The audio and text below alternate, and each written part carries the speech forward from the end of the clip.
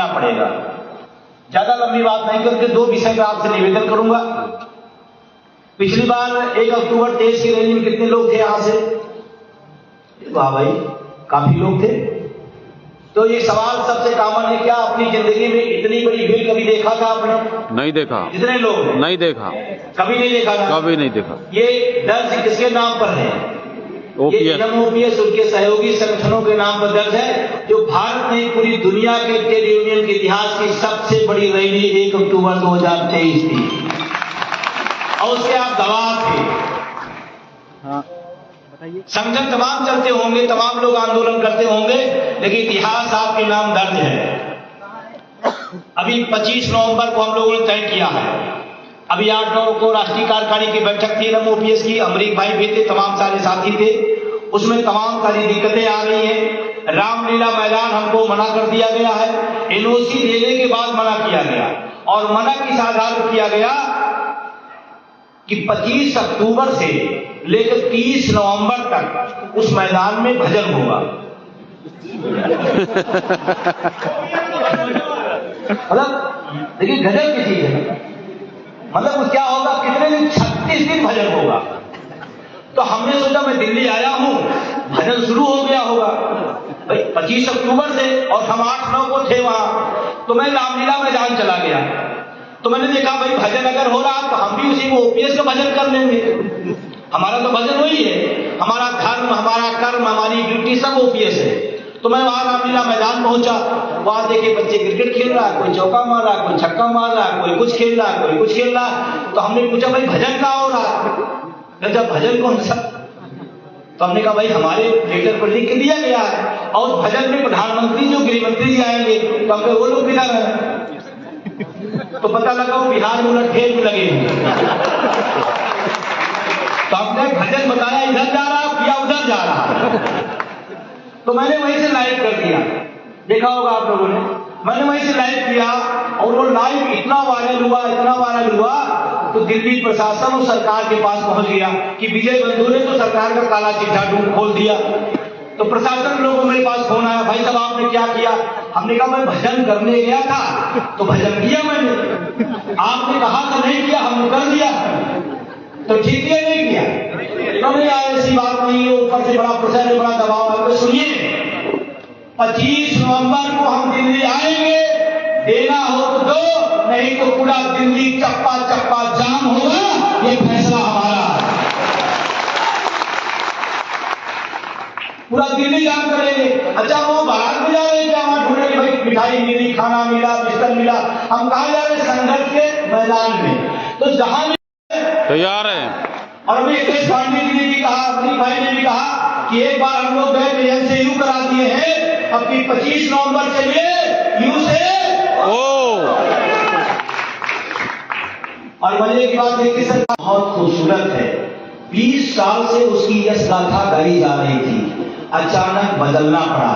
ये आपकी, हमारे, आपके संघर्षों की बदौलत हुआ है। तैयार है ना? कितने लोग विश्वास में ओपीएस बहाल हो जाएंगे?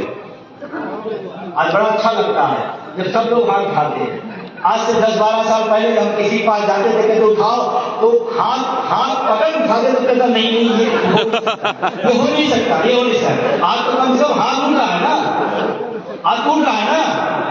और जिस दिन भगत सिंह ने तय कर लिया कि आजादी मिलेगी, जिस दिन गांधी जी ने संकल्प ले लिया आजादी मिलेगी, आजादी उसी दिन मिल गई थी, पर प्रोसेसिंग में टाइम लगा था।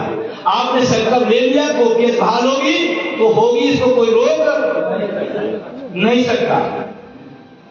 ठीक है ना? तो 25 की तैयारी है सभी लोगों की। छुट्टी न मिले तो भगत सिंह को आजादी की लड़ाई में कौन सी छुट्टी मिल रही थी? मिली क्या? वो भाई अंग्रेज जी हमको छुट्टी दो तो हम आजादी की लड़ाई लड़ेंगे। कैसी लड़ाई लड़ेंगे? कोई छुट्टी पुट्टी नहीं, जंगे मैदान में छुट्टी उट्टी नहीं होता है, आपको करना पड़ेगा। और मजे की बात है, आजादी की लड़ाई में भगत सिंह चंद्रशेखर मान्यता प्राप्त नहीं थे। अगर मान्यता प्राप्त होते तो गवर्नर होते, अच्छा तो क्रांतिकारी थे, है नहीं? और एपीएस यूपीएस में अभी तमाम साथियों ने चर्चा किया, मैं इसी बात बताऊं, यूपीएस के छोटी स्थानीय गांव के लोग हैं ना, ये सारे लोग शहर वाले हैं, गांव के। हाँ, भूसा समझते हैं, भूसा जो जानवर खिलाया, हाँ भूसा। सरकार ने हमसे कहा 10 ग्राम सोना रख दो और उसके बदले में हम तुम्हें 10 बोरा भूसा देंगे, ठीक रहेगा? 10 ग्राम सोना और 10 बोरा भूसा, और पब्लिक बोला जो 10 बोरा नहीं हो, कितना ज्यादा नहीं हो, इसने कितना दिया, इसका पब्लिक कितना जमा कराया है, और हमने 10 बोरा भूसा दे दिया, तो समझौता कर दिया था, ठीक रहेगा? 10 ग्राम सोने का भूसे की तुलना है क्या? मेरी पूरी जिंदगी कमाई का सारा पैसा रख करके आप कह रहे जेल में जाइए, और कुछ संशोधनकारी लोग लगे हैं, कुछ यूपीएस की तरफदारी लोग लगे हैं कि किसी तरह से यूपीएस लोग समझ जाए और वाह कर ले, और संगठन की वाह, सरकार की वाह। ये हम सब का तमाम सारे जो सामूहिक हमारे संगठन है, ये सब की दिलेरी है, ये तमाम सारे हमारे जो साथी हैं, सहयोगी हैं, उन सब की हिम्मत है कि आज भी इस दौर में भी लोग कह रहे हैं हमें सिर्फ और सिर्फ क्या चाहिए? ओपीएस संशोधन चाहिए, नहीं सुधार चाहिए, नहीं। अरे सुधार चाहिए तो रात के 9 बजे आप बैठने की क्या जरूरत है? सुधार तो घर बैठे बैठे हो जाएगा। हम यहाँ पर आंदोलन कर रहे हैं हूबहू ओपीएस के लिए, और उसका कोई मुकाबला नहीं कर सकता। हम एक उदाहरण देंगे, हम किसी कह सकते हैं कि मेरी माँ जैसे है, माँ नहीं है, माँ नहीं है, माँ जैसी है। एमपीएस ओपीएस जैसी हो सकती है, ओपीएस नहीं है। और सरकार ने को लालीबाग की 50% की गारंटी, अच्छा 50% गारंटी यूपीएस में आपने दे दिया, तो ओपीएस में कितनी गारंटी आती है? 50 खाती है ना, उसी में जब 50 का मामला है फिर उसी में इसका मतलब कोई खेलना है, भाई 50 ओपीएस में भी है और 50 इसमें भी है, तो फिर उसी में लीजिए, फिर कहेंगे इसमें ज्यादा मिलेगा, करोड़ों मिलेगा। मैं कहता हूं मुझे बेकार वाली, पुरानी वाली, कम वाली ओपीएस चाहिए। कौन वाली? बेकार वाली, कम वाली, पुरानी वाली ओपीएस चाहिए। गलत तो नहीं है? नहीं। लेकिन मिलेगा कैसे? आपको दिल्ली आना पड़ेगा। एक बार नेता सुभाष चंद्र बोस ने नारा दिया था गांधी के नारे में, दिल्ली चलो, दिल्ली चलो, 25 नवंबर दिल्ली चलो। सब लोग खाना खा के बैठे, को पता है, अपने अपने घरों से खा के आए तब नहीं बोल पा रहे हैं, और अभी सुबह से नहीं खाए हैं, और ये तीसरी मीटिंग कर रहे हैं, इसके पहले 2 कर चुके हैं, और फिर 25 नवंबर दिल्ली चलो, 25 नवंबर दिल्ली चलो, 25 नवंबर दिल्ली चलो, 25 नवंबर दिल्ली चलो। ये इसलिए कह रहा हूं, ये लाइव चल रहे हैं, पूरे देश में जाए कि लालगंज रेल कोच फैक्ट्री रात के 9:30 बजे बैठ करके भी इस देश में लोगों के भविष्य की लड़ाई को मजबूती से लड़ रहा है, ये संदेश आएगा पूरे देश में। जिंदाबाद, जिंदाबाद। हरकेश भाई और हमारे पाल जी कहाँ गए, और हमारे छोटा साथी कहाँ दिखाई नहीं पड़ रहा होगा? हाँ, तो सबको बधाई देते हुए, और मैं रेल कोच फैक्ट्री पहली बार नहीं आया हूँ, कितने लोग जानते हैं, और पहले इसके पहले भी आया हूँ। सब आपने जब बुलाया, जब संघर्ष के लिए बुलाया कि विजय बंधुआई मैं आया हूँ, लेकिन आज मुझे एक अफसोस हो रहा है कि मैं जो रेल कोच फैक्ट्री में 3-4 मरतबा आया, और इसके पहले भी मैं आया था, उस समय भी 9:30 हो रहा था। हाँ बिल्कुल। एक निवेदन करके गया था पढ़े लिखे लोगों से, एक निवेदन किया था कि अगर आप पढ़े लिखे तो उसका सबूत दीजिए, और सबूत में आप पीछे रह गए। यहां से जो सूचना मिली हुई है, 70-80 फॉर्म भरे गए स्नातक के। क्या पूरे रेल कोच फैक्ट्री में स्नातक 70-80 लोग हैं? एक बार हाथ गई, कौन कौन स्नातक है?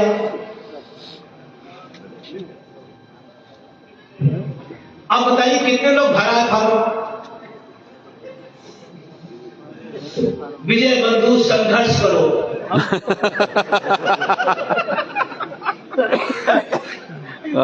तो अर्थी नारा न दीजिए, अगर है तो फिर है, मन से और दिल से।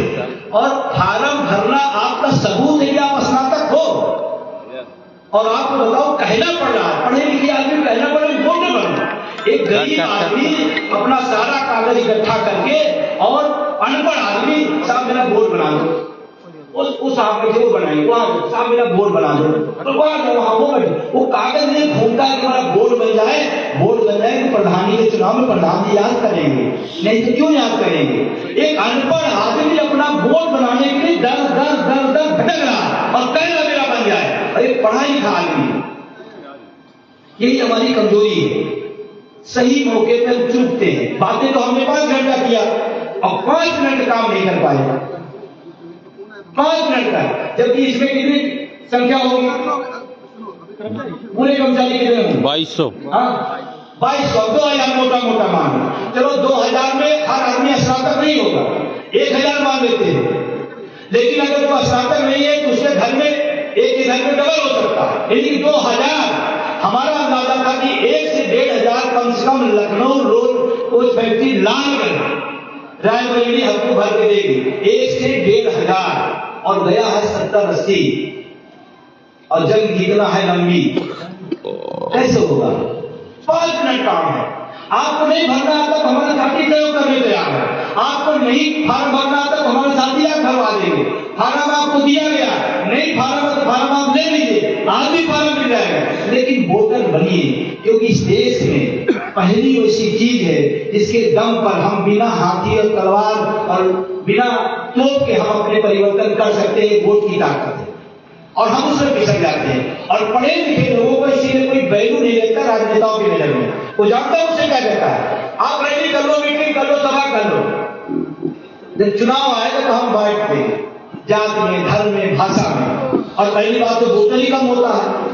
अब स्नातक के यहाँ 2000 आदमी, 1000 आदमी और 80 लोग फार्म भरे हैं, तो आप कौन सी लड़ाई लड़ेंगे? और फैसला आ गया तो विजय बंधु का सवाल नहीं है, देखिए एज व्यक्ति मैं लड़ूंगा, कोई भी लड़ सकता है, हार जीत सकता है, कोई बात नहीं, लेकिन विजय बंधु की हार और जीत अकेले विजय बंधु की नहीं होगी, इस बात को ध्यान रखना। ये पूरे आंदोलन की, ये पूरे संगठन की, इस पूरी ओपीएस की लड़ाई का परीक्षण है। वो मेरी हार और आपकी हार, मेरी जीत और आपकी जीत होगी, इस बात को भी आपको समझना पड़ेगा। मैं हार जाऊंगा, आपको लगता है चलो ठीक है कोई बात, लेकिन जब आप कहीं जाओगे और आप बड़ी बड़ी बातें करोगे, अरे हम कर्मचारी एक मिलकर सरकार बदल देंगे, तो जानते क्या कहेंगे? अपने राष्ट्रीय जो जिता नहीं पाए सरकार बदलने आए हो, लानत आएगी, सिर्फ लानत मेल तक नहीं है, एक आदमी से आएगी। तो ये लड़ाई बहुत बड़ी है, इसकी थोड़ी सी गंभीरता को समझिए। और आज रात और कल तक जितने भी स्नातक हैं, आप अपना फार्म लेके भर देंगे। उसमें क्या है? एक डिग्री के लगना है,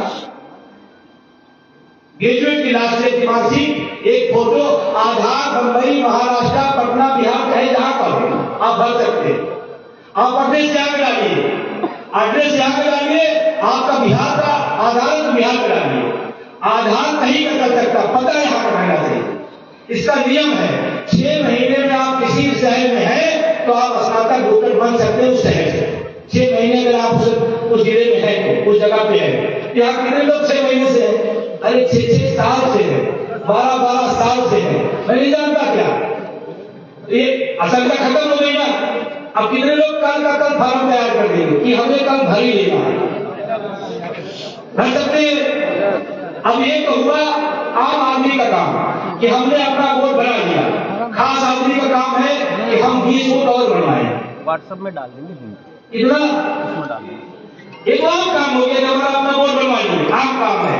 खास काम है कि 10-20 वोट हम बनवा सकते हैं, बनवाएंगे नहीं बनवाएंगे। और ये वोट आप किसके लिए बनवा रहे हैं? ओपीएस की लड़ाई को मजबूत करने के लिए।